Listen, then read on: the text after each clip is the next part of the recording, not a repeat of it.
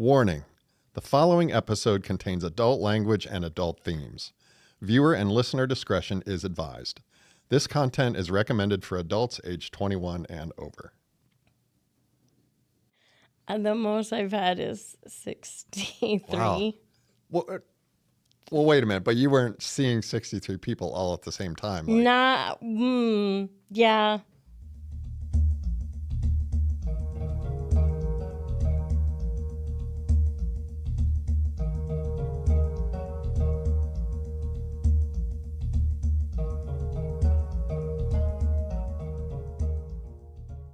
Welcome to the perfect society where Democrats and Republicans both get their way, and so does everybody else. Visit everybody'shappy.com for more information. I'm Curt Derby. Thank you for joining me today. This episode is another in our series of In the Shadows, where we talk about topics that are not widely covered in the mainstream media and sometimes not even covered in the new media, the podcast media. I have with me today, Sahara is our guest. Sahara, welcome to the program. Thank you. So Sahara, let's jump right into it. You love sex. Yes, I do. You don't just love sex, you love sex. Oh, absolutely. Absolutely. Every form. At every form, okay. Well, pretty much every form. Right on. And as I understand it, you either do or at one point had 13 lovers at the same time. Yes. Not in the same room, but... Not in the same room, but yes. Okay, explain that. Well, it started kind of as an experiment a year ago that I was not being fulfilled by the person I was with at the time. And so I joined, it's called adultfriendfinders.com. I knew of that from Pornhub. I used to use Pornhub because I like to play with catfish. And I would pull body parts off of Pornhub for the catfish because they like to try to blackmail the person they're supposedly in love with. So I had seen an advertisement for adultfriendfinders.com and I thought, oh my gosh, why don't I try this? So that's where you can meet people. That is where you meet people. And to go back a little further, I had gotten kicked off of Tinder. I literally made it 18 hours on Tinder. They kicked me off for being too explicit. So what was explicit? Was it photos or your No, description, it was your what profile? I said. The guy asked me what I liked in the bedroom, so I explained exactly what I liked. And the next day I went to check the messages because he and I were supposed to meet up for coffee, which is a code word for sex, that I use a lot. Yes. I'll just say, oh, yeah, I'm going out for coffee if anyone asks. Oh, yeah, I'm meeting someone for coffee. So was that code for the two participants or just code for the people that you're, like your family and your friends? Like, oh, what are you doing today? Oh, well, I'm going out for coffee. And also it started all at work. I had a coworker who knew I had joined because we had talked about it, adultfriendfinders.com. And she's like, so what are you going, so if I ask you, have you met anyone? She's like, what are you going to use as a code word for your meetup? Because you just don't want to tell everybody, oh, I'm hooking up. Mm-hmm. She's like, that just sounds bad. And I'm like, coffee sounds good. I'm going for coffee, even though I don't drink coffee at all. So that's where the code word came from. Gotcha. But I had gotten kicked off of Tinder Congratulations. after 18 hours. Okay, well, I don't understand. So it was something you said to somebody else on Tinder. Yeah, I had a guy who said, you? it was some friends are like, hey, we're at dinner. And they're like, let's set you up because Match isn't working, isn't meeting your needs. Let's set you up on Tinder. I'm like, okay, let's do. So they picked out all my pictures that I put on Tinder. All of them were approved. They didn't say they were too explicit. They helped me write my little introduction about myself. And then right away, within 10 minutes, I had this guy say, hey, I saw your profile, you're new. Let's talk and we can meet up tomorrow. let me hear about you. So I'm like, oh, okay. So we started over dinner while I was at dinner with my friends. I started writing him. And they said, and he just flat out said, what is something you prefer in the bedroom? And so I explicitly said, I personally prefer to be on top. I like to control the depth, the pace, and that's the way I orgasm a lot. Okay, but I still don't understand. So he reported you? Because Yeah, I guess. Tinder wouldn't have known what you guys were talking about. Tinder wouldn't have. And so he must have reported me. I'm like, why ask me if you're going to be offended? Exactly. And be like, oh my gosh, how dare she talk about being on top? Well, that's I mean, great.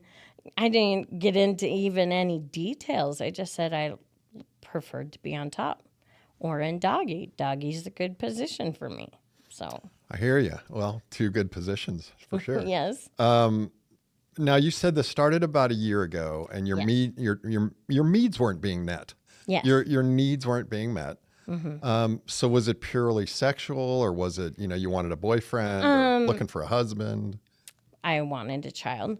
And the person I was with, we wanted to be friends with benefits, and I was good with that, but he couldn't ever get hard. Also, he was a friend. Yeah. Well, he tried. Let me tell you, he tried. A friend with attempted benefit. Attempted benefit. I didn't know that you could come without being hard, but by the way, it is actually possible. Like ejaculate come, He or just could- have an orgasm? He could feeling? ejaculate. Wow. Yeah. But he would try very hard, and I was like, I was just faking it, I'll be honest. And Women do that? oh my hell. It's amazing. It's really quite easy to fake it also. It's easier for a woman to fake that than a man. Yeah.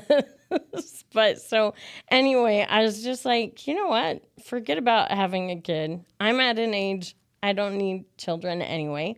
So I was like, I want to have more sex. And I met my number one lover December 22nd or 23rd of 2023.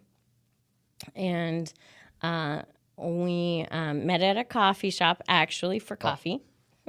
How convenient. And then set a date for 2 days later. And that started me on the whole journey of, because before that, I had not had sex until I was 49. Wow. You were a virgin until 49? Yes, because I lived a religion that expected that if you're not married, you don't have sex. Sure. And now I don't live that religion, and I'm quite enjoying life. Okay, and not to play Freud here, do you feel like you're catching up? Like, is that why you have so many lovers? Is that why getting on Adult Friend Finder instead of Match or Well, Bumble? I mean, I had sex with a few of the guys on Match. I just didn't want to keep them. One just always came prematurely, and I was like, what the heck? The other guy wasn't bad. I mean, he could go for 2 hours, but I just wasn't really into him. I'm like, I don't, because for me, I don't just have sex with anyone. I have to connect with them on a personal level, not emotionally. I don't connect emotionally. I haven't since my head injury. Even when I was involved with my ex-boyfriend, I only told him I loved him because he told me, so I felt obligated. He was the one who I had sex with for the first time. And I stayed with him because it was comfortable, not because I had any great feeling for him, because I didn't. But I did enjoy the sex. Well, I want to get to your head injury in a minute. That's one of the questions I want to ask you about. Okay. But as far as the friends with benefits, I hate to make generalizations, but it seems kind of like socially, friends with benefits gets a bad rap. Mm-hmm. And I'm like you. I seem to connect more often. on the friends with benefits side rather than the boyfriend girlfriend side. Yes. And I think for me, I call it my love bucket. And I feel like if there's a love bucket emotionally in every person, mine tends to only go to about 70%. It rarely goes above that, and it hardly ever goes to 100. So when I'm at 70, I'm kind of like you. I don't really have an emotional connection, but I do have a personal connection. Yes. So I have to like and respect somebody that I'm going to get physically intimate with. Like I can't do one night stands. Yeah. I just don't know them well enough. But I think that, and I was doing friends with benefits a long time ago, before there was even a term for it. Before there was a term. And I hadn't crystallized, what it really meant, except that, hey, I like you, you're fun company. I'm physically attracted to you, and I'm comfortable having a physical relationship. So and again, that's why I do these episodes where we kind of talk about things that aren't really socially acceptable. Yes. But a lot of people do them. So putting a name to it is kind of helpful, I think. And knowing that there's other people out there that feel the same. So these guys, so you meet most of the guys on Adult Friend Finder. Are you still on there, or I have you have enough right now? Oh, I do have enough. But, no, I've added a few more. But those have been from Facebook.com dating.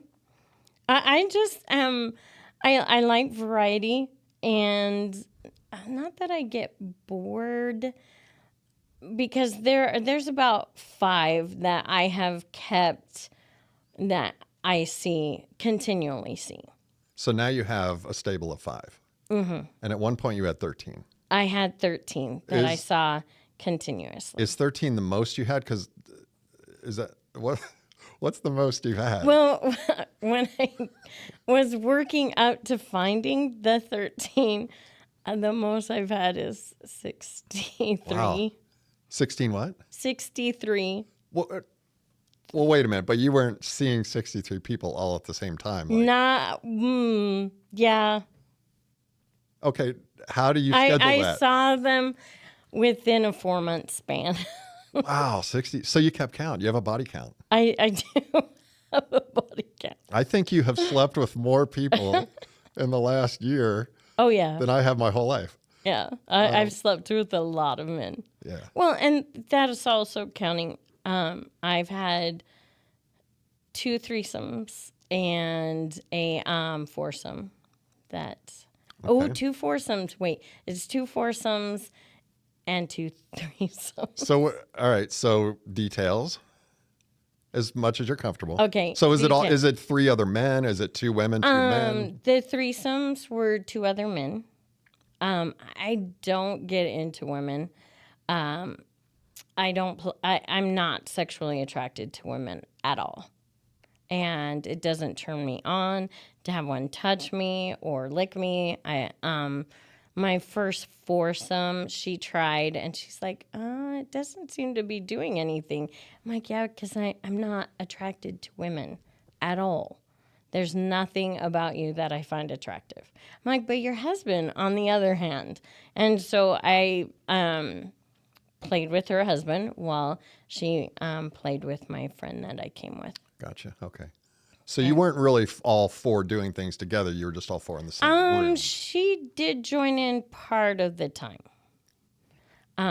So when her husband was having sex with me, she was licking my clit. Gotcha. At the same time. Got it. And I was sucking on my friend. Oh, I see. Yeah. Yeah. The image is coming clear. Very clear.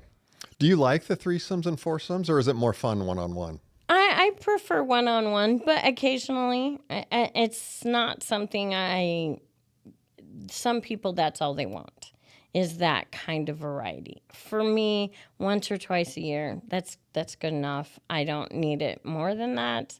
I don't seek out them. In fact, it's always been my partner that's introduced me to it. I did not know what the pineapple meant. What? I don't know what that means either. Oh, well, hello. Let me educate you. Oh, was that where you drank the pineapple juice? And because I've heard that one. No. So I had gone hiking with this my number one lover. And then we went and had a foursome with a couple, a husband and wife, and they had matching tattoos on their hips. And so I was with the husband, and I was like, and I look over at her hip, I look at his hip, and I'm like, is there a significance with the pineapple? And at the time, they're like, oh, no, nothing. It doesn't mean anything.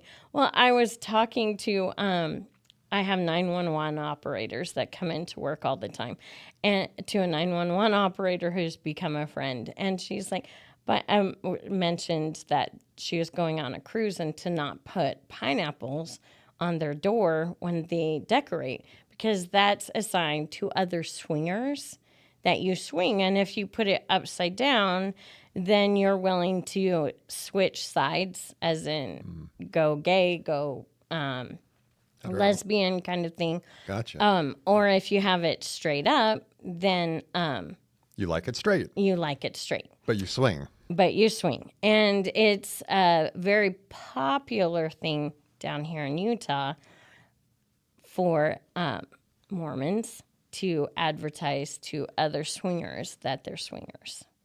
Gotcha. And so that's how I found out. And I was like, oh, so that's what the pineapple means.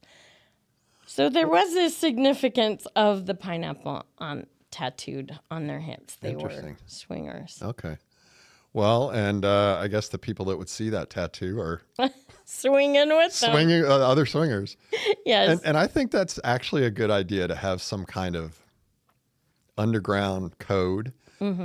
Years ago, I thought of an idea that would be really cool, like bracelets. Because 15 years ago or so, when those rubber bracelets became real popular, and you'd have one for cancer, you'd have what would Jesus do? Like, there's a whole bunch of them. And I thought, well, what if you had those that were specific to people that you're looking for? So if you're looking to get married, maybe you would wear a gold one. I don't know. If you're looking just for friends with benefits, maybe it would be a red one. And only the people who knew about it would know what these things mean, right? So like the upside down pineapple. Yes. That's code for something. Yes. But I never pursued the bracelets thing, but I still think it's a pretty good idea. And that way you could kind of keep people away that, if some guy wants to hit on you, they know, if they know what the colors mean or the designs or whatever, then they'll know not to bother you because you're wearing a certain one that they're not looking for. It would just save us all so much time. Well, that's interesting that you should bring up the bracelets, because I didn't actually go, but I was invited to this soiree back in June. I ended up getting really, really sick and not being able to go. And when you enter, so you wear a mask and a cape and whatever you want underneath. And then once you get into the part of the hotel that's set aside for this soiree, you can leave the rest of your clothing behind you. Just keep the cape and the mask on. But you're also given a bracelet for what you're willing to do. So if you just want straight sex, you wore one color. If you want to experience bondage kind of thing, then you had a different colored one. Or if you wanted to do bisexual kind of play. Well, that's so I'm not the first person to think this. You are not. That's good. No, and they use that also on swinger cruises. I personally haven't gone, but that couple that I was with the pineapple, wow, they talked about the swingers cruises that they've gone on, and that they just identify themselves by a bracelet. So on a swingers cruise, do you think? Because I haven't been on one. Do you think everybody on there is a swinger, like the whole boat? No, it's just not the whole people. boat. And they normally only they reserve from what I understand, like a floor and one of the pool areas, so that you can go out there totally naked and nobody's going to be like, oh my gosh. Yeah, they'll keep families away from that area. I hear you. Okay, now whether it's 63 Mm-hmm. or 13. How do you schedule these? I mean, you must be pretty busy. I was. I've slowed down a bit. Normally, I have 2 to 3 times a week, but when I was kind of at the very beginning, it was every day and multiple times a day. Wow. Yeah, You were making up for lost time. I was. I was. And Very it's much. and it's still enjoyable. I mean, you Oh my haven't, you gosh, haven't yes. lost your zest for it yet. No, not at all. Not at It all. is fun. I mean, especially when you have partners that you like and Mm-hmm. respect and feel good. Mm-hmm. You know, it's consenting adults. Yes. So, do your lovers know about each other? Like, do they, if they don't know personally, like, do they know that you're with other guys, or do they think they're the only ones? They all know that I'm. Oh, well, there is one that does not know, and he doesn't want to know, and that's what he flat out told me. He's like, Don't I tell want me a if you're with other relationship people. with you. I know that you're not at the point that you want just a single relationship with me. So he's like, it will be like the military used to be. I won't ask, don't tell. Mm-hmm. And so I don't. Gotcha. And so in his mind, for his stability or being able to handle it, I don't know. Because as he said, he cares too much to curtail where I'm at, that I'm not yet ready to be able to make that kind of commitment to him. Do you have, I know, or I guess a lot of these guys, or maybe all of them, meet you under the conditions that it is a friend with benefits and you're not looking for a husband. Yes. But as you're seeing some of them or any of them, do they start to have feelings for you? Like maybe they change their mind and now they want something more. They want to take it to the next level. I have had that problem with some, and that's why I don't see them anymore, because they wanted, and they got kind of possessive, and nothing is a turn off to me than someone thinking they have the right to tell me what I can and cannot do, or who I can and cannot see. Sure. And that's been the biggest thing and that's how I've whittled it down, even down to I think it's 7 now. Okay. So you usually end these because Oh, yeah, it just, I do. the vibe's not there anymore. It isn't. And I'm just like, you're not the only one I see. You know that you're not the only one. I just can't. Yeah, And that's fair. so it's more convenient for just both of us. It's something I've noticed, the ones that I do see that are in relationships, I have found by listening to them, and some of them I do know their girlfriends or their spouses. One that I was seeing, his spouse actually gave me permission. She's like, I don't want sex anymore. Go ahead, please. So he doesn't bother me. And I was like, okay, sure. That was a little, that took me by surprise that she felt that way. But I found by talking with both of them that a person doesn't cheat because their need isn't being met. It's both of their needs. It's both spouses, both boyfriend, girlfriend. He's not meeting her needs somehow. She's not meeting his. And it's a lack of communication on both their parts. And it's not because the one is a sex addict. Because I've talked with multiple of the guys I see about, oh, so do you think we might be sex addicts? Could that be it? And I can live without sex. They can live without sex.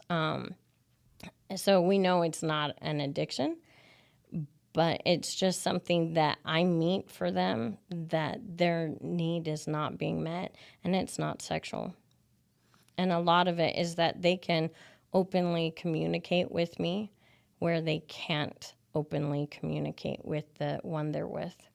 That's interesting too, and I've lived that too. I think where the person you're with, sometimes you're less likely to act, like if you think you've got a weird fetish or you got something that you want to try, it's almost like the closer you are with the person you're with, the more scared you are to broach the subject, I guess, because you just don't want to be judged or, or whatever. But like with somebody that you're meeting literally just for sex, mostly for sex, Yes. that you're a little more open for asking for various things. And I do say no. There are some things that I am just like, yeah, no. I did have a guy who wanted to bring an animal into it. Yeah. And it was our third time having sex, and he's like, meet me at the hotel. And I get there, and he has his dog, and I'm like, what the heck? And he's like, will you have sex with my dog? That's something I've always wanted to see. And I'm like, that is flat out disgusting. So I left him naked with his dog. I'm dog. like, you can enjoy your dog. Yeah, I think the animals, you draw the line. Yeah, that is one, that and women, I draw the line at, are two that I'm just not willing Fair. to do. Yeah, fair. I don't do the anal stuff either way. I don't go near it, and they don't go near mine. It's off limits. It all depends for me on the occasion. Yeah. I think most people have tried it or actually like it. I won't even try it.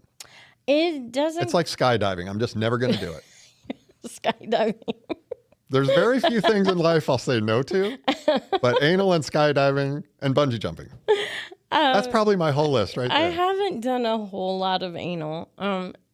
And it all depends on if I'm ready for it, if it's okay, because it's not pleasant. Well, you have to prepare for it, right? Like it's almost like a colon cleanse. You have to you do a get whole cleaned cleanse. out before. Yeah, beforehand. Everybody has this idea that you can do a surprise. We're gonna all of a sudden have anal sex. You don't do that unless you want to get yourself and your partner sick. Oh wow. Yeah, And a little dirty.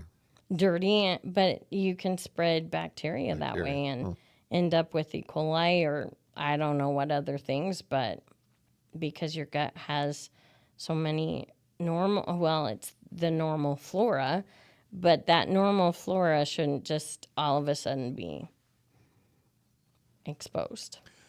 No, well, that makes sense. And speaking of meeting in hotel rooms and meeting strangers, have you ever worried about your safety? I mean, I'm sure you vet people as much as you can, but you're still meeting a stranger. I haven't actually. The only time was, and we'll get to North Carolina. That was actually my next question. I was a little worried about that because I do know quite a few police officers. I have swung with some police officers, yes. That seems to be a thing among them. Really? Yeah. And, but the ones that I know locally that I see come in every day into my job, I let them know. I'm like, I'm going out to North Carolina. And if I'm not back Tuesday night, if you don't come in and see me Tuesday night, please call the Raleigh, North Carolina Police Department because I'm probably buried somewhere on the ocean or else they threw my body in the ocean if there's more than one there. So I did let people know. My family had this idea, which it's so funny that my niece told me that they had this idea that I was going out to meet the guy and that we would be married soon. I was like, what the hell? This is the North Carolina one? Yes. Well, let's just roll with North Carolina because I was going to ask you about that. That you met somebody online who lives in North Carolina. Yes. And he invited you out, I think, for the weekend. For the weekend. And you went. And I went. I did. And he was married, I think? I didn't know that at the time. Oh, okay. Because I prefer and I'm not picky. I'm not going to say no. I'm not going to be with someone married or not. Because this is the way I look at it. I'm not personally cheating. They're the one cheating. They're the one with the issue, not me. I'm never going to become attached to them. I'm not going to fall in love with them. So the spouse never has to worry about me coming back and haunting them. Kind of thing. That I don't do that, but I prefer to know ahead of time if you are. Just tell me. But this guy didn't tell me. And which it explains why we went to a condo right on the ocean, which was absolutely awesome. It was beautiful, literally 25 feet. I just had to walk over this rock burn, and then right there was the ocean, the Atlantic Ocean, which I had never been to before. So got to see dolphins. My first morning there, a pot of dolphins out there feeding. I was like, dang, this is good. Wasn't that warm? Well, because we were still in the 30s, 20s, and 30s here. Up there, we were at 74, I think it was. But it did rain. Yeah, the first day, so. Yeah, I've been to Hilton Head a lot, and I tend to go in December. So it's warmer there than here, but it's still kind of cool. Yeah. But it's beautiful. I mean, the ocean's amazing. Oh, it is. So how did the trip go? You guys It was connected? You had a good time? well, let's just put, I mainly went because I'm like, hey, the dude is paying for first class tickets. Hell yeah. So I was all excited, and I was excited because normally there's drinks involved, and I do like a little buzz. So I thought, I'm going to get champagne. I've only had it one other time. I like champagne. And he had specifically said that I could not drink. And While you were with him? while I was with him or on the plane. Oh, So that was not included. He took that off. And so I was a little bummed about that. I was like, fine. But I showed up with this shirt that said, tequila may not be the answer to all of your problems, but it's worth a shot. And so the first thing he said was, you're an inebriator. so was I he? know exactly. So what's his deal? Like he just no alcohol at all? no He doesn't want to alcohol. associate people with alcohol? Or? He doesn't want to see people with alcohol. He wants nothing to do with it. I'm like, well, what if I would have brought some edibles? And he's like, oh, absolutely not. I'm like, have you ever tried sex and edibles? Amazing. But yeah, no, he was not like that at all. And he is much bigger than, as in heftier, than what his profile picture had shown or the pictures that he had sent me. I did have to tell him to not be on top, and because I struggled to breathe. I was like, dude, Well, you're kind of short. I am short. So I can understand the wanting to be on top deal. Yeah. Because you get like just smothered. And that's the way I felt. The first night, because I didn't get in because of a delay in Dallas, because they had really bad storms. And this was the end of April.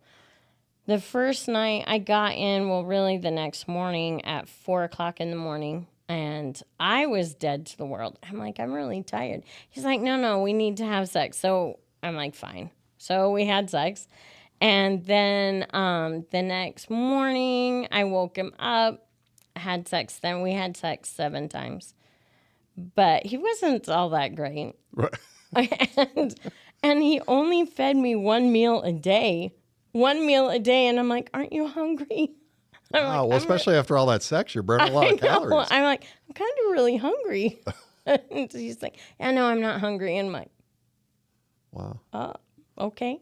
So luckily I had a bag of M&Ms that I had brought with me, one of those big share bags. So I was just like, fine. And so I ate M&Ms to keep going with the sex.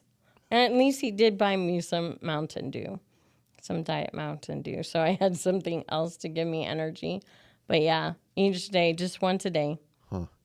So how was your experience overall? Was it worth it or? It was worth it just because I had a blast. I really enjoyed it. It's called Carolina Beach. The town was so cute and just coastal cute, very touristy, but we also went to this one, what are they called? It's one of my favorite flowers, this one park, and it's, they're a lot like rhododendrons, but smaller. I can't remember what they're called right now, but it was a cool park. and we walked through that. So he took me to that. We drove around the historic part of the town and got to see a lot of old buildings, got to see one plantation.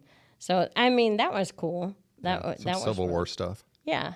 So that was kind of awesome. But personality-wise, I was really surprised that he wanted to just meet someone for sex and have a kind of a weekend sex fest. Well, we called it a fuck fest, to be honest, when we were talking back and forth, because he is very conservative in personality and didn't talk a lot. And as you know, I'm a talker. So that way we did not connect at all. Because, like I said, I like to connect to the ones that I have sex with. We've talked. I've gotten to know them. I've gotten to know whether it's dreams or aspirations of theirs, work, whatever, something that I can connect with. And this guy Didn't give you much. And he did want me to go out and see him again last July, but I was like, yeah, no. And he's like, first class tickets, another condo on the beach. And I'm like, yeah, I know how much you spent on that, but yeah, no. Yeah, once was good. Yeah. Have you ever traveled like that for anybody else, or is it usually people local? It's normally local people. I have had one in, he wants me to fly out to Denmark. Wow. Yeah. I'm not yet sure about doing the international. It took a lot of kind of craziness to go to North Carolina to a stranger, but I'm not yet convinced I want to fly out to Denmark yet. Yeah, I'm not sure I would either. Yeah. Because cultures are different. Like, you don't know. I don't know. I mean, I've been to Canada and Mexico. I've taken cruises. But I mean, like, when you're immersed somewhere, you better be on your best behavior. And yeah. I don't know. Like, that would make, if I was meeting somebody that I didn't know for sex, I think I'd be a little nervous. I'm a little nervous about that. Yeah, I'll be honest. I can imagine. Are you still talking to the Dane? Yeah. You're in touch? Yeah. I'm still in touch with him. And he just keeps trying to convince me. And I'm like, I think I need to know you a little more. We video chatted. So I know it's not a scammer, because there's a lot of scammers out there. Yeah, we might get to your catfish. You mentioned that when we first started talking. I might ask you a few questions about that. So before you meet people, men, do you try to video chat, or are you pretty much just okay with some texting? And I mean, it sounds like a day or two and you're ready to go. It's normally I've talked to them texting, I would say several times before we actually meet, because scheduling for me, I only have 3 days off a week. And normally I meet my lovers, at least 2 or 3 of them during that time. So my time to add someone new is limited.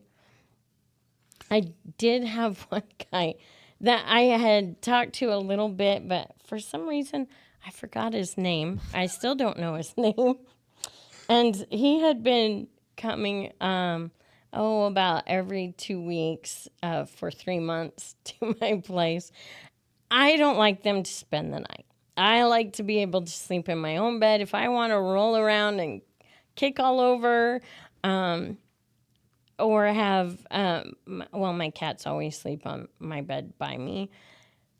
But so this one guy, who I still don't know his name, would always text me at 10 o'clock at night, and he'd be like, hey, I know you love those full body massages I give. Would you like a massage? And I'm like, okay. And he'd be like, I'll be there in an hour.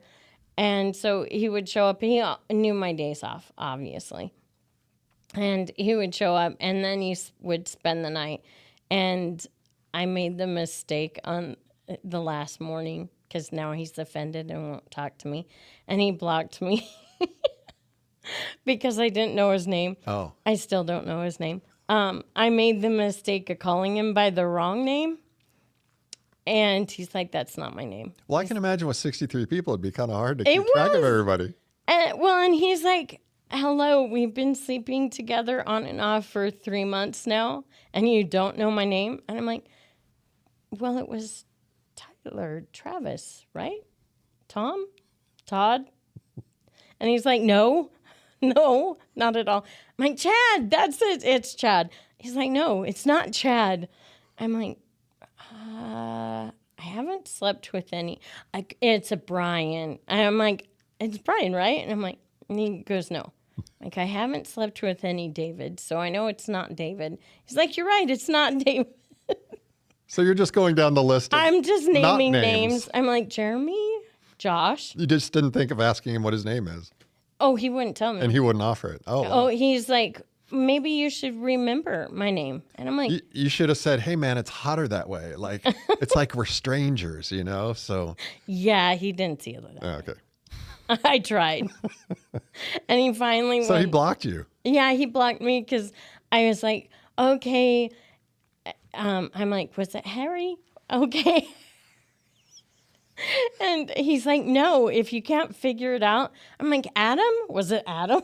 Oh, my gosh. I don't remember sleeping with an Adam or saying yes to So an Adam. you had no clue whatsoever. I still have no clue what his name is. And it's not Chris either. I'm like trying to think of all the most common names, men's names I could come up with. Yeah, no. Wow. I still don't know. So this is one of the few times where somebody has stopped seeing you. Yes. Because it's usually you that stops It's seeing usually me that says, yeah, enough. people. So apparently the name's a deal breaker for some people. He gave really good massages. Yeah, that's a bummer. Bummer. Well, see, that you could have said that. You could have said, my mind is just so cloudy when, you're here because the massage makes me feel so good. I lose all sense of time and memory. Yeah, I should have done that. I should have gone with something like that. I was just trying to grasp at names. Sure. Besides the guy with the dog in the hotel, have you ever met somebody in person and either you or they or both of you just decide like, hey, this I did. is not going to happen? I did have this one guy we met at the coffee shop, and he walks in and he sits down and he's like, so you're Sahara? I'm like, yes, I'm Sahara. And he's like, well, I've seen your pictures and you don't lie in your pictures. He's like, I'm just not into you. And I'm like, okay. And I'm like, that's all right. I really don't normally go for short men either. Yeah, pictures and in person's often a different vibe. A very different vibe. And because I've done the Tinder thing, I've done the Bumble thing, and I tried Match a little bit too. But like when you meet somebody, not always, mostly the pictures look better. Yes. Because I think, whatever, they're 5 or 10 years older, or there's some airbrushing or whatever. But mine are all flat out exactly who I am. No makeup. I don't wear the makeup. Some of them, I'm like literally just out of bed and messy hair kind of pictures. One I took straight from my one ex's bathtub when I was with friends with benefits that I then started seeing other men. okay, and now I want to ask you about your head injury because I'm curious. Well, I'll just let you, and then we'll go. So tell me about that. You had a head injury. Okay, so it was in 2020, so 5 years ago. In June will be 5 years ago. I got injured on the job, and it was bad enough it fractured my skull, and did a lot of changing for me in personality. Connection, I lost all of my ability to connect. Connections that used to hold me to things, ideals, no longer were there. The way I was raised, the religion I was raised in, the connection to it and the commitment to it was no longer there. And I would just sit in that church and be like, what the hell am I doing here? I tried really hard. My family was like, oh, well, if you exercised more faith. And so I, went faith searching. I went to some of their holiest sites, went to that because supposedly I was supposed to go there and feel more of that connection. And that connection was gone. And I don't know if it has to do with the fact that emotionally I don't connect to anything anymore. And I don't experience emotions as deeply as I used to before.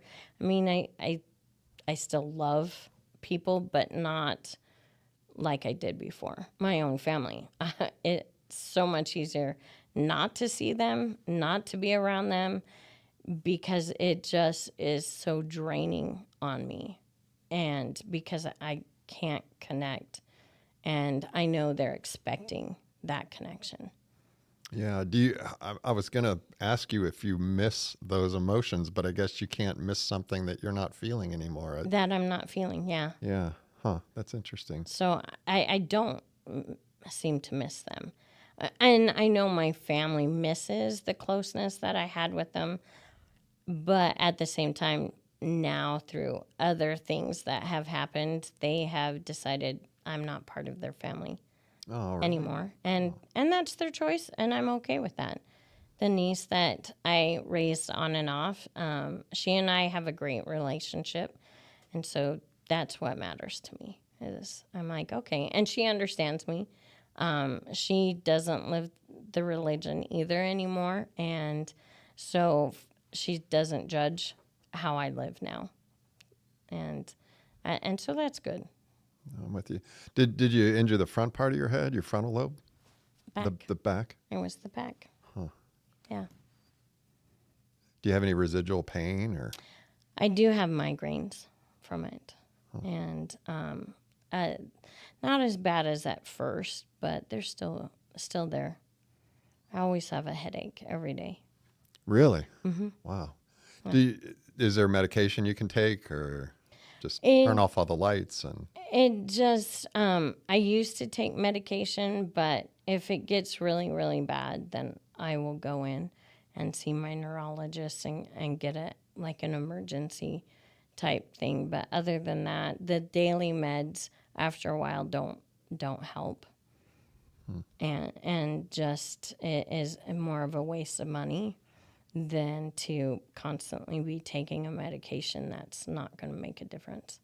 Besides your headaches and the changes in your personality, are you healed from the injury? I mean, is it? Yeah. Or is it going to get worse or anything? Or I could end up with a form of Alzheimer's at some point in my life. That is a possibility because it was such a severe injury, a form of dementia. Mm-hmm. And so I do realize that. That's always a fear back in my mind. Yeah, well, I hope not. Me too. Huh. Well, I hate to switch gears on you, but I have some questions that I've dubbed Quickies. Quickies. In honor of you being here. Well, why not just do that? Just, life-changing injury to back to sex. Okay, so some of these you've already answered. I was going to, have you ever done a threesome or an orgy? Yes to the threesome. And a foursome. Okay, since you have a body count, you might know this. Biggest age difference where your partner is younger? I did have sex with a 21-year-old. And I just one time, and I'm like, I know you're into older women. It just felt weird to me. I am like, I'm sorry, but I could be your mother. And to me, it just felt like, yeah, I had crossed the line.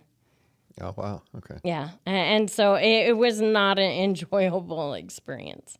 And he's something about those that are 30, I've noticed 36 and under, they're just not good at knowing and fully being in tune with the female body.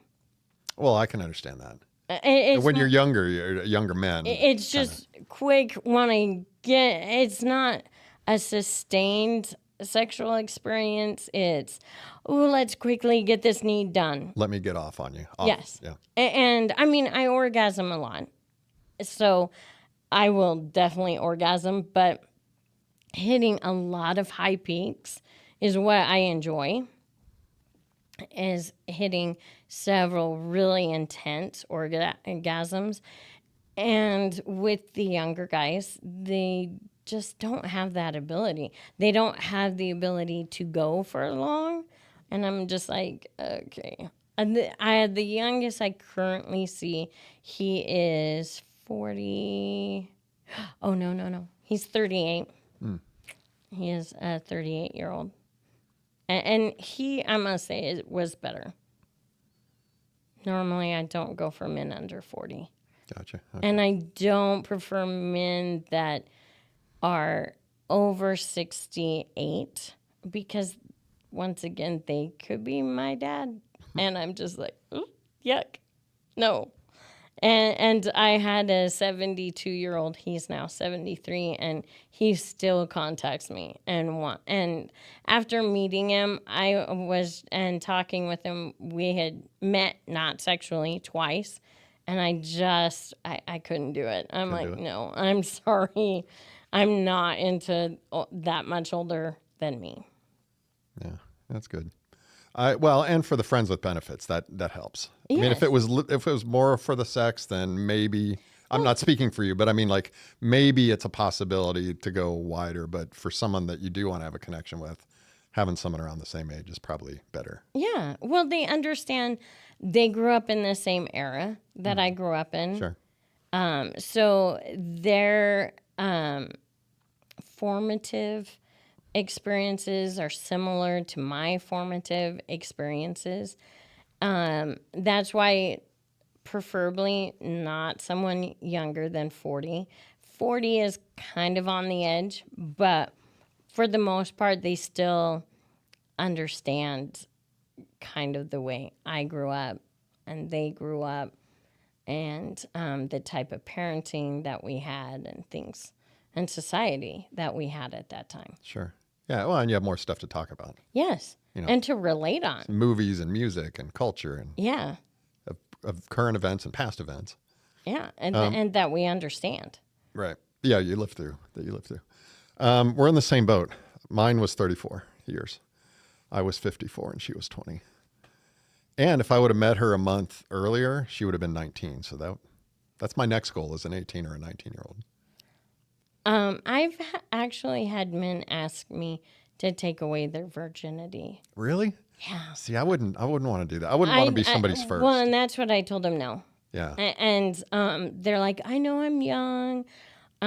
Most of them are just recently returned missionaries. And I've had a lot approach me that way through not just adult friend finders, but through Match, through also the Facebook. And I'm like, and I don't understand why so many 20 and 30-year-old guys hit on me all the time.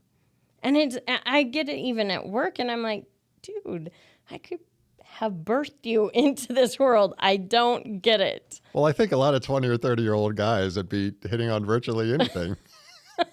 I mean, no offense, but I mean, it's just like, I get you. You know, they're in that age. Where, well, I literally, these guys that I used to manage literally said to me they wanted me to be their MILF. And I'm like, excuse me?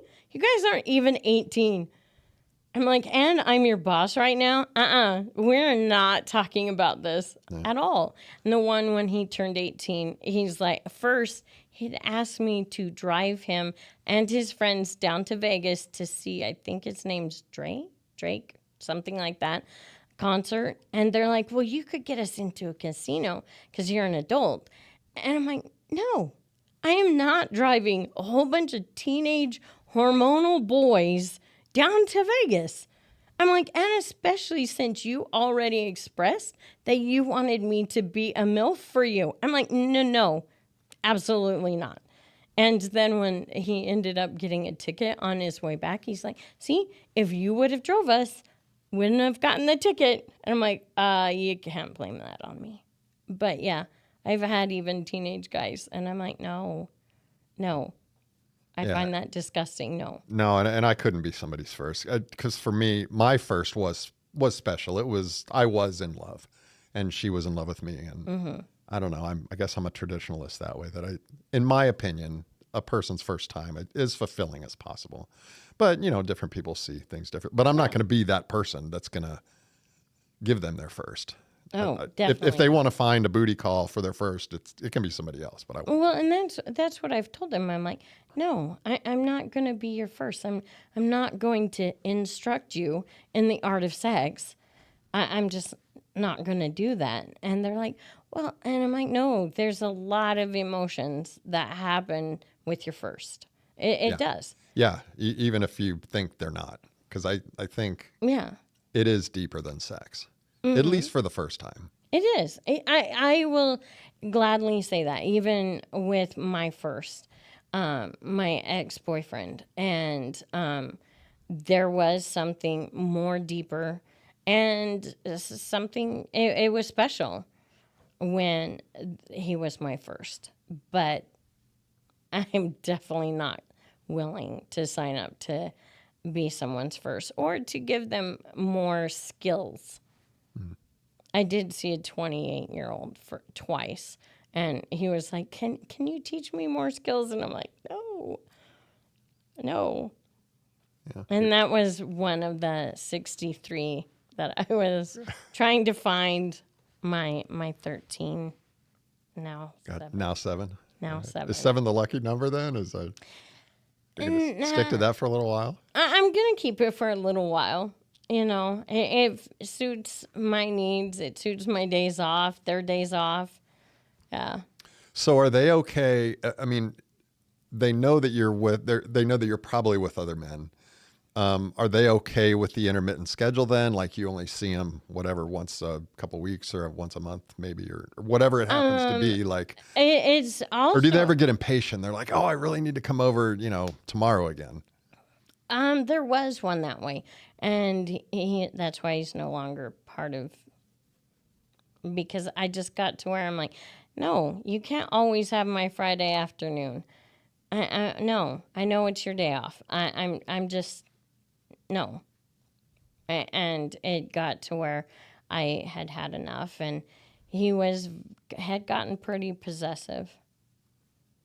And I must say, at least of the ones that I've seen, they've never turned into stalkers. Oh, that's good. Yeah. That's good.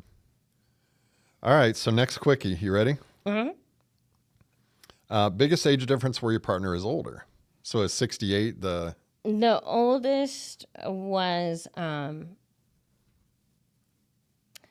he's 65, actually. Yeah. Is he part of the 7, or he's just part of the past? He's part of this whole process. I actually let him go because it was, let me get a drink.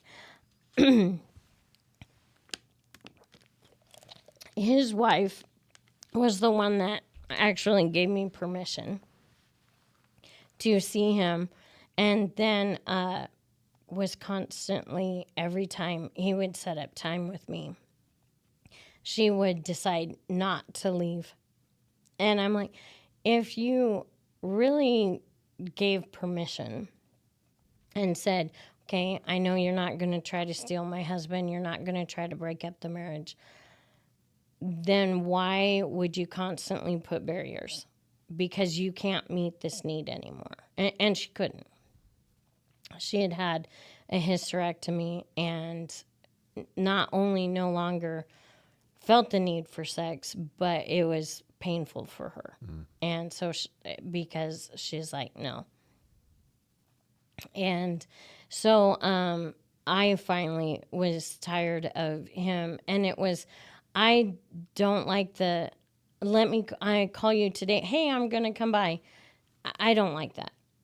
I prefer to have it planned out, because I do see others, and if you're just going to all of a sudden call me and say, hey, can I come by now in an hour?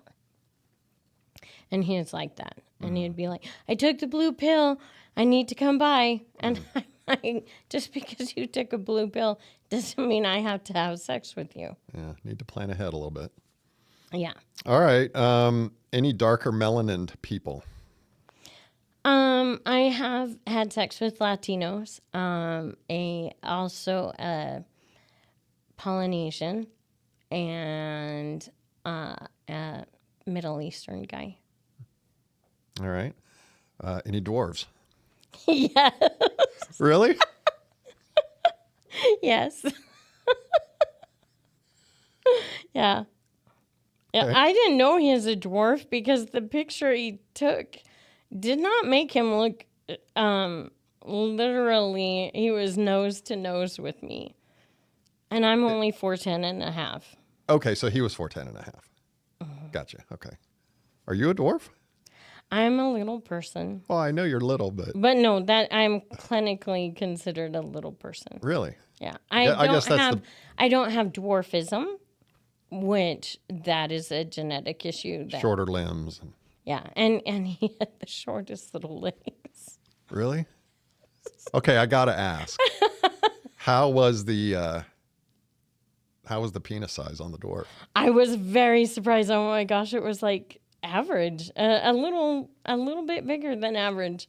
Average to other men or average to a smaller person? Average to other men. So for him, it was huge. Yeah. I was like, oh my hell. Wow. I saw it. I was like, oh, wow. Yeah, because when he came in and I was like, whoa, we're nose to nose. I am not used to being nose to nose with the guy at all. But once he took his pants off and I could tell his legs he had the longest torso. Yeah. Interesting. How many times did you see him? Just once. Just the once? Mm-hmm. Are most of the men that you meet, are they just once or?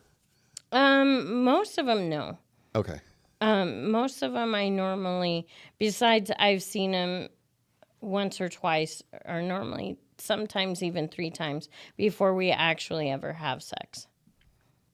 Because if I don't warm up to you, I'm not. The get to know you process. Yeah. Yeah. All right. Have you ever had sex with someone who was asleep? Yes. All right. This part B, passed out by drugs or alcohol. No. Because that's kind of like taking advantage. I think that's taking advantage. Yeah, that's and I haven't ever had anyone. Well, yeah, I did. That was the friends with benefits who I was asleep and it turned into a bad situation. Oh, okay. Yeah, it was against my will. So Okay. yeah, that's not good.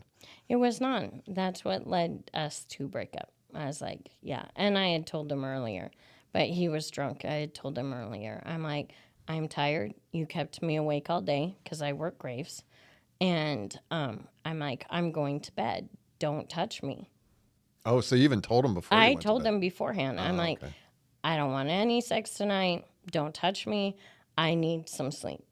And he came up and then proceeded against my will to have sex. Yeah, not cool. Not cool at all. Good reason to break up. Yes. Yes. Okay, so we're done with the quickies. Do you have a favorite sexual experience? Like one of them that you're going to take to the grave and say, that was just super fun for whatever reason, sexually, where you were at the time or the company or whatever the reason. My actual favorite has to be, and this is not with my number one lover. He's probably number 2. He's just a beautiful man. Wow, beautiful. Bodybuilder, beautiful.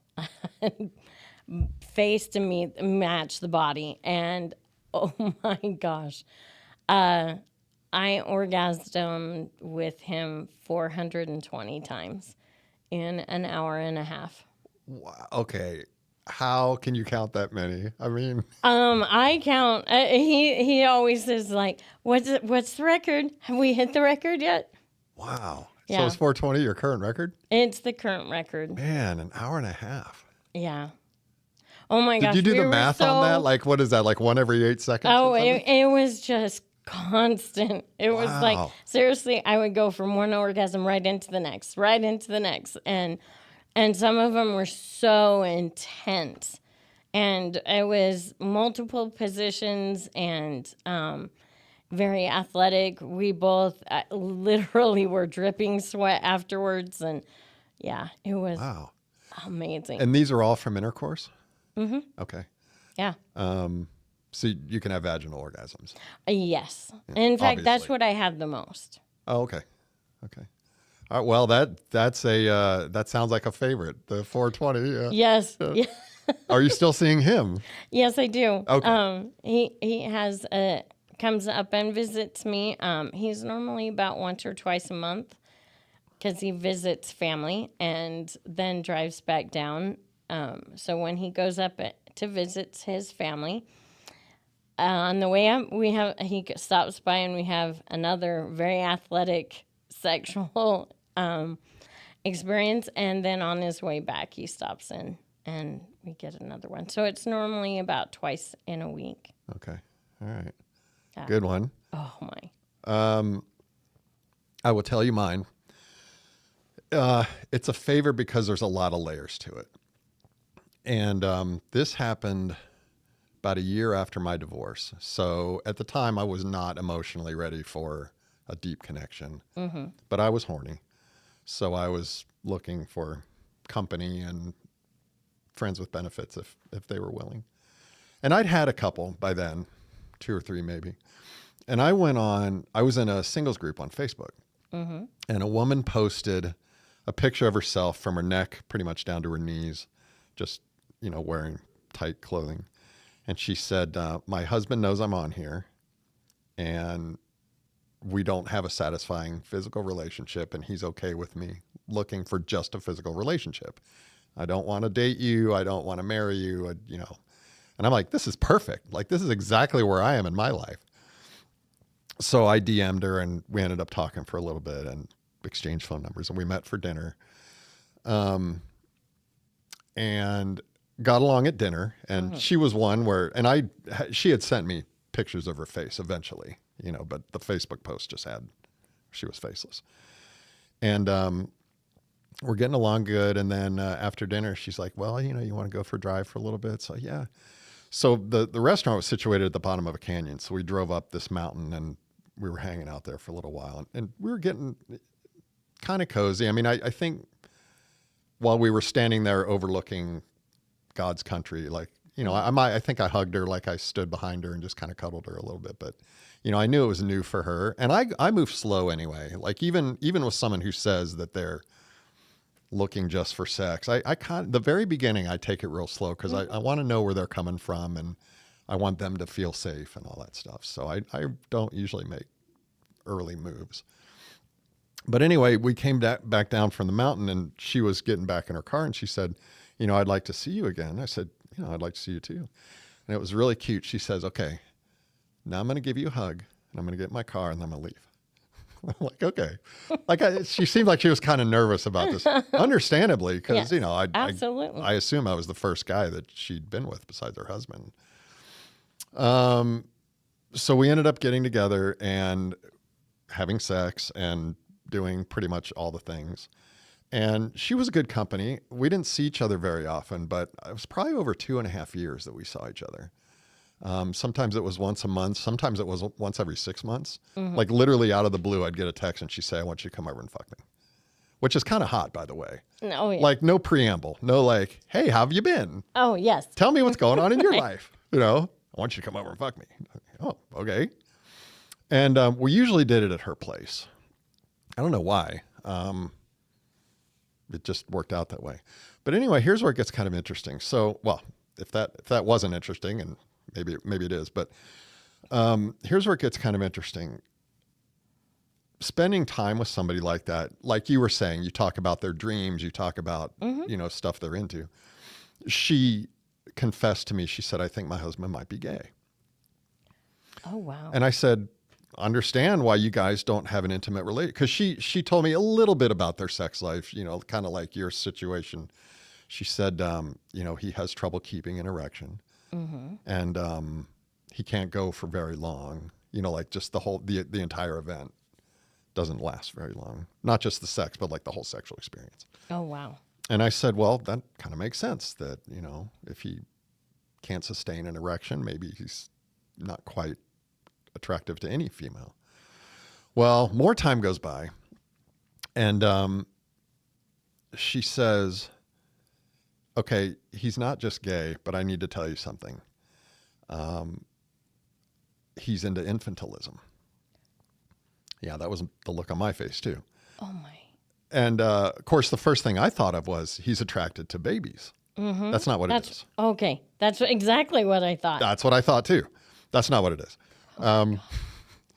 He likes dressing as a baby and being treated as such and acting like one. So he'll wear a diaper, and he has a boyfriend, I guess, or boyfriends. I think there's a group of them that get together, and they take turns. So one of them will wear the diaper, and they have built a crib. There's an adult-sized crib. So they lay in the crib, and they, goo goo gaga and act like a baby, and they poop the diaper, and then somebody changes their diaper and wipes them and goes through this whole thing. And weird. That's what I thought.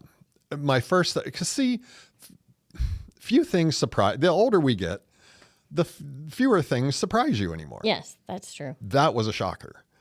But I thought very quickly after my shock wore off, what a good thing he found people to do this with him.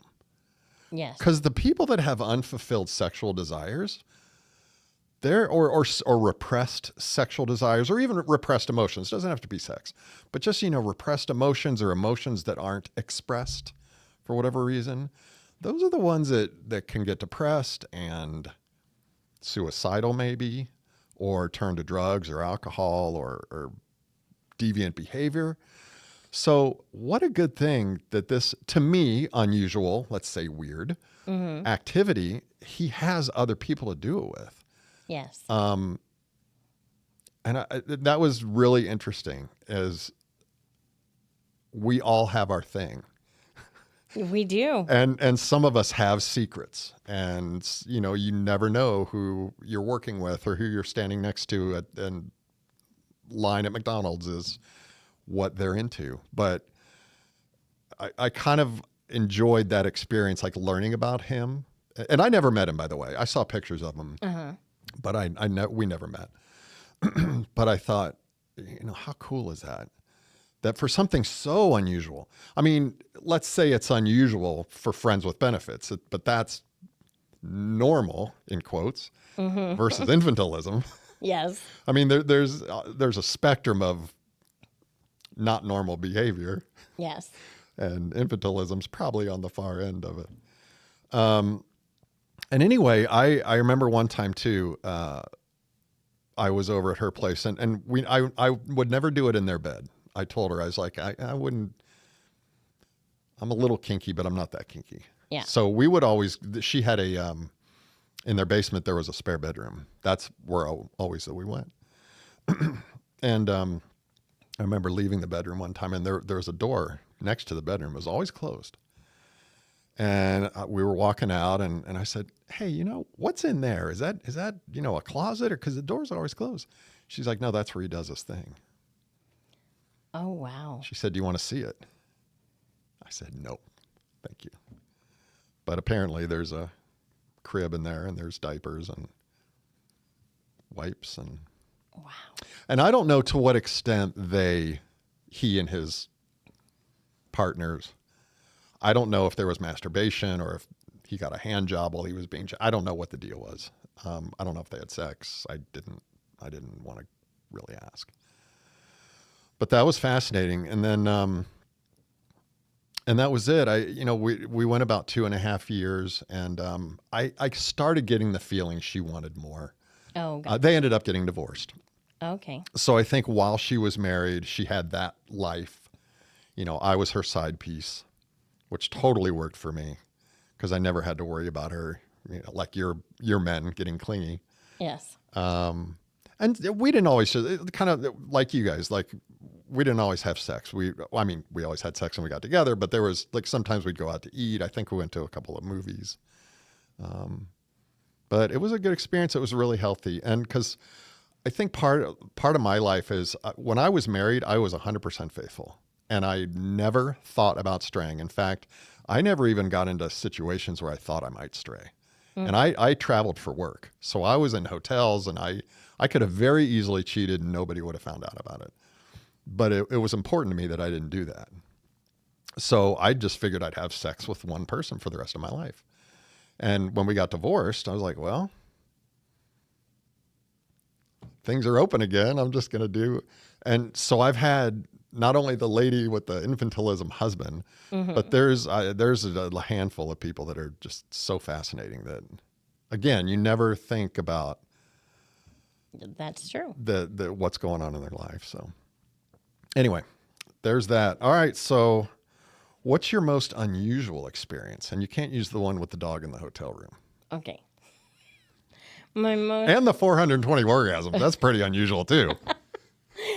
I'm thinking unusual, bizarre. Okay, because most unusual. Before I had the one foursome, not with the people with the pineapple, not with them, but this other couple that I met. My partner, he and I had not ever met in person until that night. So I met him at a restaurant and we played with each other in the, at a bar actually, at the bar. So you were at the bar in public? Mm-hmm. Wow. That was unusual, but at the same time. So like under the table stuff? Oh my gosh, is it erotic? Yes. Huh. It was under the bar. Because you're always worried that someone walking by was going to notice, oh, his hand's up her skirt. Oh, her hand is, oh my gosh. It was very, very erotic. Wow. Yeah. Very cool. Yeah. So I guess I could say that was my most unusual.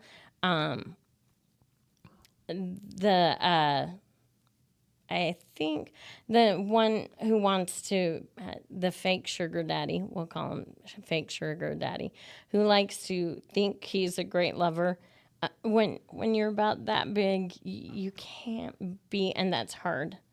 Oh. That big. Yeah. You can't be a great lover. Is that what's called a micropenis? I guess. I've heard that term. All I know is that he never makes it even inside of me. Oh. And so he thinks he is because I just squeeze him with my inner thighs and fake it. Oh. Yeah. See, there's things. I'm happy that I still have a lot of my hair. And I'm also happy that I'm tall. Yes. Like things I can't control. Mm-hmm. And that's another one like, oh my gosh, like I'm glad I don't have a micropenis. See, these are things to be grateful for. Seen of that. I was like, holy cow. I'm like, are you fully erect? And he's like, oh yeah. I'm all ready to go, baby. And I'm like, oh, okay. Oh. Okay, so that was my next question was the fake sugar daddy. Yes. So tell me more about what was the situation with him. So I had met him on Facebook dating, and he came over. I don't remember. I must have been a little bit buzzed when I was going through it because I don't remember saying I liked him. I thought I hit, because it's like Tinder, the left or the right. I really thought I had hit the left, that I wasn't interested. And the next thing I know, I get, hey, can you send me your number? And so I thought, well, I'll just be nice. And so I sent him my number, which my being nice has gotten me in trouble a few times. And so I'm like, okay, fine. And then he's like, well, I've been injured, so I can't be intimate. I'm like, oh, okay. He's like, so I'm looking for someone to be a companion who will gladly go traveling with me. Let me be their sugar daddy. I'm like, you're 50. I'm almost 53. I'm like, so you can't call yourself my daddy. I mean, sorry, but I'm just going to be honest. My sugar nephew. Yes. And he's like, oh, well, it's all good. And he's like, so when I get my settlement, I want to take care of you. And I'm very independent. I take care of myself. I pay my own bills. And at first I'm like, no. I'm like, wait a minute. Why not? I'm like, oh, okay, you want that, and you just want companionship, and you want to travel, and someone to travel with you. I'm like, I'll take time off from work, okay. And then all of a sudden he went from that. He's like, even though I know it doesn't really work, can I try? And I thought, okay, fine, I'll let you try. And that's when the micro little thing came out, and I was like, oh, okay. Guess you can't get hard. And that's when I found out that's as hard as that is hard. And he just kept coming back and would kind of say to me, oh, I can't really have sex, but I want to try again. And I'm like, okay. And then he never paid for anything, never took me on a trip. And so I told him, I'm like, dude, if you're going to be a sugar daddies actually go through with what they say. I'm like, you're not getting any sugar from this sugar anymore. And so, but he still has contacted me. And he's like, I promise I'm bringing some sugar next time I come see you. And I'm like, well, you're not getting any. So until you actually do. Yeah. What a strange thing to lie about, though. I mean, I know. You know, when people are courting, sometimes they exaggerate things or they flat out lie about certain things. But like, what a weird thing. Like, I'm going to get a settlement and I'll start buying you a bunch of stuff. Yeah. Like, well, and that's my thing. I'm like, one, I don't ask for money. I don't do sex in exchange for money. I mean, I used to be a gymnastics coach. I loved gymnastics before I became a coach. And then it became a job. And I got to where I hated gymnastics. I can't even sit down and enjoy watching the Olympics because I pick apart a routine and find all of their mistakes. So I can't enjoy it anymore. I don't want that to become sex because I had a friend who she actually had in her younger years been a prostitute. She's like, well, you have all these men. Why don't you let me be your pimp? And I'm like, no, I enjoy sex. Why do I want it to become a job to where I won't enjoy it? Because after a while, when you have to do it, it doesn't become enjoyable. Yeah, and then you can't have the connection with the friends and benefits. Yeah. Yeah, and then it's timed. It's like doctor visits. Oh, 10 minutes in, bye. Yeah. Kind of thing. And that's, I enjoy sex. So why would I want to make it a non-enjoyable experience? Work. Yeah. Yep. All right. Do you have a favorite sexual activity? I'm guessing intercourse with multiple orgasms. Yes. I really do enjoy meeting them at hotels. Really? Oh, yes. The risqueness of it. Oh my gosh, I'm meeting someone in secret at a hotel. Makes you feel like you're doing a little on the edge of being bad. Something naughty. Yes. And there's something about a strange environment. Mm-hmm. You can really focus on the person. Oh, yes. Whereas if you're at home, you can hear the house noises that you're used to, or you can maybe hear a neighbor's car door and you're like, oh, I wonder what my neighbor's doing.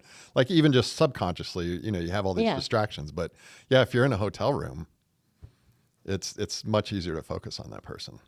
And that has been my most, my favorite thing is to go to a hotel. Okay. Yeah. Yeah, that's pretty hot. Mm-hmm. We did a pretty extensive pre-interview before you came in, because I wanted to make sure you were okay talking about all these things, and you said you were. And you had told me, this is interesting, that it's eating a woman out is not a smart thing or a good thing, or it's unhealthy. What's the thing about a man giving a woman oral sex? Well, one, he needs to make sure his mouth is clean, because the person who was a friends with benefits had not cleaned his mouth on me or on him, and he had too much beer yeast in his mouth because he is always drunk. And so one time when he ate me out, he ended up giving me a yeast infection because the beer yeast interacted with my normal. Any female has normal flora, and it interacted with that in a bad way. And my doctor was like, don't have.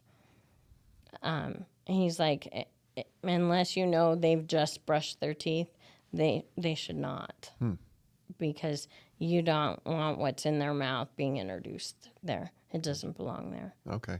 Huh. Interesting. And it's not as, I'll just be honest, it's not as enjoyable for women as what porn, just like porn makes it seem like all women love anal. It's not as enjoyable as they make it seem. I've literally only had one guy who is so good at giving oral sex, literally made me, wow, did I come. That one was amazing. But most guys don't know how to do it. They're not even that good. What's the issue? Like they're too fast, or they're too clumsy, or they just don't listen to your reactions, or some of them, they don't pay enough attention to the clit first, and or they pay too much attention to the clit, because if your clit gets overexcited, it's not as enjoyable. It's almost like getting a bee sting constantly, and you're like, oh, kind of jumping, because it makes you so much more sensitive, and not sensitive in a good way. And you can overstimulate that area.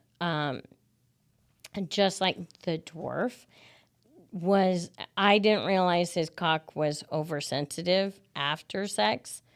And so many times with other ones that I've been with, because I know what they enjoy, what they don't, many of them love to stay in me longer, even after they have come.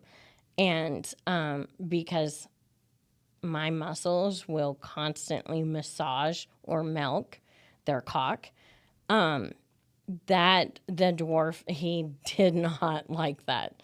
He's like, that was just, he goes, it was too hard to deal with because my cock was way too sensitive at that time. And so it makes it to where it's not as enjoyable. And it can be the same way for oral sex on a woman, is that if they've overstimulated the clit too much, it gets to where it's not enjoyable. yeah, that makes It's just like if someone fingers you to squirting for a woman, if they do it over and over again, it can actually get to be to where it's painful. kind of irritating. Yeah. Painful. Huh. Yeah. Okay. Tell me about one of your other hobbies, which is the snagging the catfish. I love catfishing. You catfish the catfishers. I do. I do. I just love it and there are so many on dating sites, and not just on dating sites. My first introduction to them was, actually, I had signed a card for the USO, online card on Instagram. It was a thing on Instagram. It wasn't even on Facebook. And it said, hey, say hire. It was like a Christmas or Thanksgiving card. And so I signed it. And I even downloaded a picture for it to go with it for the soldiers in Afghanistan. And so I got right from that. So that had actually been hijacked by a scammer, or maybe even set up by a scammer, using the USO as a means to scam people. And the next thing I get is this comment from supposedly General Austin Scott Miller. And I was like, wow, what 4-star general has time to contact someone? Okay, fine. And so he had been talking to me back and forth and stuff. And And I'm like, well, I did my internet research. It says you're married. And no, I'm now divorced. I'm now divorced. Or I love it. So many wives die in childbirth, according to them, or car accidents. And a lot of women die all the time, I guess, the way they make it sound. But so that was my first introduction. And then I found I would get people using, like, the team I used to coach for. I've had several fake generals contact me through that, two or three fake doctors contact me through that. And because I'm part of that group, and somehow their administrator has not paid attention and has allowed these scammers to impersonate people and contact me that way. I've had a lot of that, but I do love catfishing them. I get them thinking I fall hook, line, and sinker because they specifically target women that are single over 30. You're single over 30, and of course, I have that on my profile that I'm single. I don't care advertising that I'm single. It shouldn't make me a target, but it does. So they specifically go for that. They go for men that are single over, I think it's like 40 or 42, somewhere in there, that they specifically target. And my favorite is normally within the first week for sure, but some of them jump the gun. I would say they're the younger scammer. Jump the gun, and within 3 days they tell you, do you believe in love at first sight? Oh my gosh, Even though we haven't seen each other. Yes, I've read your profile, I've fallen in love with you. Do you feel the same about me? And I'm like, I don't believe in love at first sight. And I even tell them flat out, I don't connect emotionally. And it doesn't stop them. It's almost like I haven't said anything. So I tell them flat out, I'm not looking for a husband. I'm happy single. I'm straight up honest with that. And then they're convinced, I'm your man. I'm your man. I'm going to make you so happy. Just send me $20,000 and I'll show you how much. It's just so great. And then they start asking, they'll let it go on for like a month without asking for any money. And then they'll start asking for naughty pictures. And that's when I used to love Pornhub because I could go to Pornhub. So I would send them my actual face. But I would take body parts. I'd go search through Pornhub and say, okay, I'm taking those breasts. Oh, I'm taking that pussy. Okay, that's good. Oh, that ass. And I would always pick women not Caucasian. I would pick African American body parts, Native American, Indian from India, just Asian body parts that weren't, you could tell, do not match my face or my skin tone at all. But my favorite, I had a guy who threatened to blackmail me. He put my picture in the middle. And then all these women's body parts that I had taken off of Pornhub on this picture. And he's like, okay, I have your contact list. I am sending this out to your employer. I am sending this out to your friends, your family. I'm like, please, go ahead. He's like, pay me $10,000 and I won't do that. Wow. And I'm like, no, you go ahead. You send it out. And he found I wasn't going to budge. And so he's like, in 3 days, you have 3 days. And so he contacts me back in 3 days. I want the $10,000. I'm like, well, you can want and you can wish for it. It's not going to happen.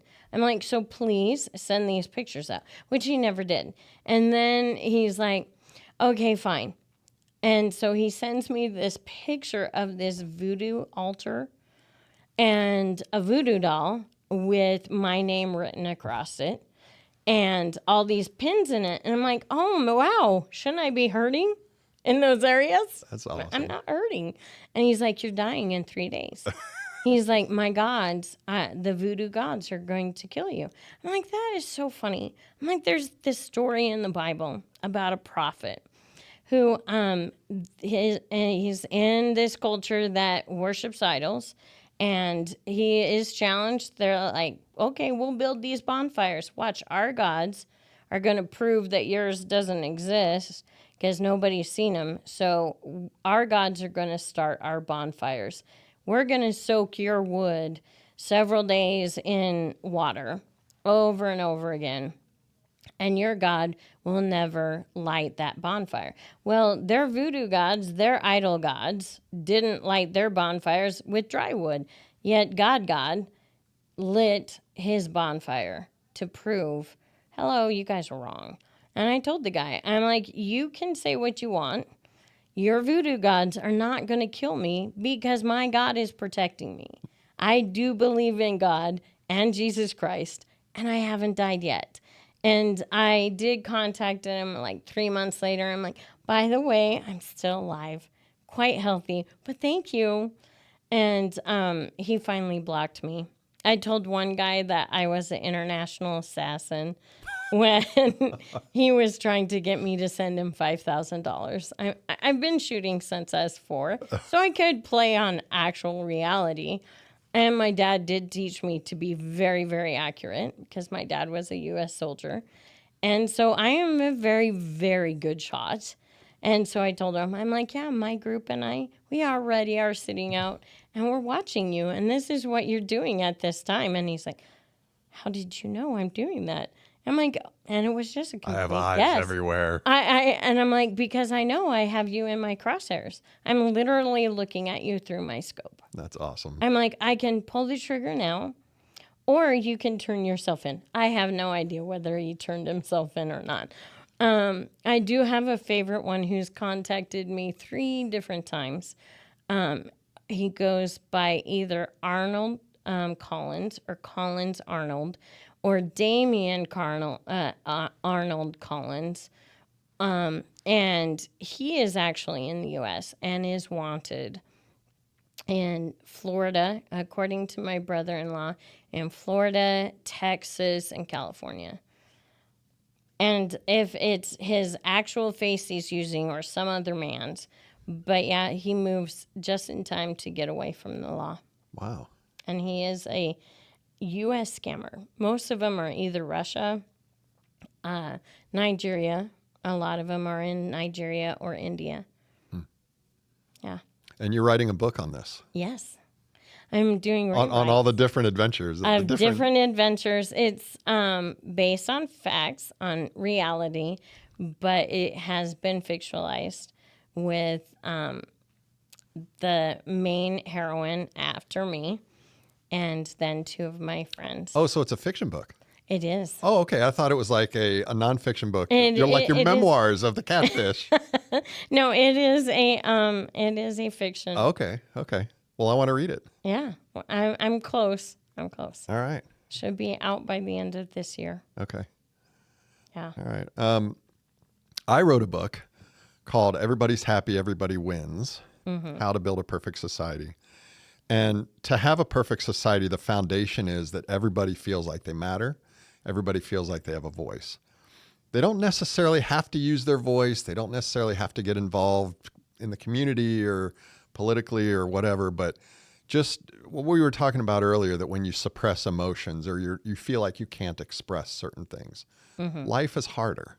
Yes. And it can get really hard.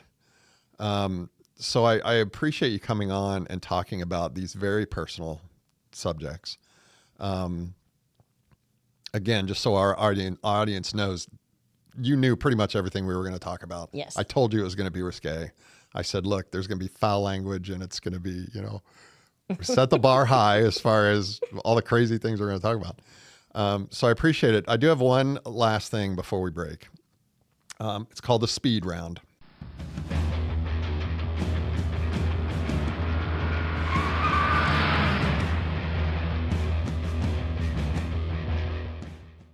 Now, I'm going to ask you a series of questions, and you have to answer them as succinctly as possible. Okay. Right? All right, you ready? Okay, what is the meaning of life? Happiness. You're going to love this one. Yes or no, pineapple on pizza? Yes. Upside down, right side up, doesn't matter. Movies at home or at the theater? Both. Is the earth flat or round? Round. Favorite book? Favorite book? I would say currently, it's called The Discovery of Witches by Deborah. Harkness? Yes, I've got that book, and I got book 2. I have all of them. Do you? I haven't read them yet, but they look interesting. They are good. All right, good. Are ghosts real? Yes. How do we end war? How do we end war? I think stop inequality. If you could spend a day with anyone, alive or dead, who would it be? Anyone. I would have to say my mom. Has she passed? She has passed. Asian or Mexican food? Oh, that's hard. I love both. I would have to go with Asian, though. All right. When was the last time you had an emotional haircut? An emotional haircut. It was 2016 after my mom died. I cut my hair. I cut it myself. And I made it really uneven. And I cut it basically because I was so sad and distraught by my mom's passing. Yeah. I'm sorry. Game of Thrones or Harry Potter? I would have to say I'm a deep Harry Potter fan. Did OJ do it? Yes. Which is more effective, discipline or willpower? I would say willpower. You eat a food that to many people is disgusting. What is it? What is it? I don't think I have really anything. I would say my most unusual, they're called palm nuts. It's Asian, and they're kind of jelly. Make me think of like if I was to eat a jellyfish. Yeah. All right. Every cloud has. A bright side. If it ain't broke, don't. Fix it. Curiosity killed the. Cat. Birds of a feather. Flock together. Who is better at running things, free people or politicians? Free people. When was the last time you proposed a toast? My birthday this year. Did you toast yourself or just the event? my best friend, she lives in Vegas, and she wants my lifestyle, but is too scared to try it. And we were toasting a sexually liberated lifestyle. All right. Has she pursued it anymore since? Or? Last I talked to her, she has gotten everything organized to go on Adult Friend Finder. She had a way wilder youth. She's raised in Russia and was a stripper. And though in Russia, they're not allowed to strip all the way. They have pasties on. And so she's had her amount of lovers. I told her I'm just catching up because she's past me. But now she wants to go back to that lifestyle. Gotcha. So she's divorced. All right. True or false, money can buy happiness? True. Which is more important, more positive thinking or less negative thinking? I would say less negative thinking. Barbie or Hello Kitty? Oh, both of them annoy me. I would say neither. If I had to, it would be Barbie. All right. Prince or Michael Jackson? Prince. Bruce Springsteen or Rick Springfield? Rick Springfield, but still my heart. Metallica or Pantera? Metallica, hardcore. Which is worse, fear or regret? Regret. 2112 or Xanadu? 2112. True or false, alcoholism is a disease? I think that's false. Video games or board games? Board games. True or false, we went to the moon? True. Heartbreaker by Led Zeppelin or Heartbreaker by Pat Benatar? Pat Benatar. Sorry, I love Pat. That's all right. Do you have a hankering for a hunk of cheese? Yes. Did you have fun? I did. Well, it was great having you here. Thank you for your candor. Thank you for your stories. Maybe 6 months or a year from now, we'll have you back for a part 2 because maybe you'll have some more experiences I'm sure racked I will. up. And stay safe out there. Oh, I will. All right. And as far as your book goes, is there anything you want to promote to the audience? Any way to contact you about your book? Any pre-sales or anything else? Not yet. Okay. Well, I'm in rewrite, so, and I'm kind of struggling with the rewrite. okay. Well, you'll get there. I will. Of course, this will be on YouTube, so you can go on YouTube. You can leave comments, and if you want to sell it on there, feel free. Okay. But thank you, Sahara, for coming in. Really appreciate it. It was nice meeting you again from a year previous and having you back. And thank you all for joining us. Remember, like, comment, subscribe. It helps the algorithms. It's going to send these videos and podcasts out to the masses, and we can change the world for the better. And most importantly, share these social media platforms and episodes. That way we can help build a perfect society. So thank you for joining me, and we'll catch you later. Later. Thanks a lot. That was fun. That was fun. Live and let live. This saying was popular years ago. Today, not so much. In the year 2025, with the help of social media, we have long ago abandoned minding our own business. We moved into the headspace of judging others, and because we judge others, we often criticize them. We criticize total strangers, people we would have never met in 1,000 years. We criticize their lifestyles, their religion, their beliefs, their looks.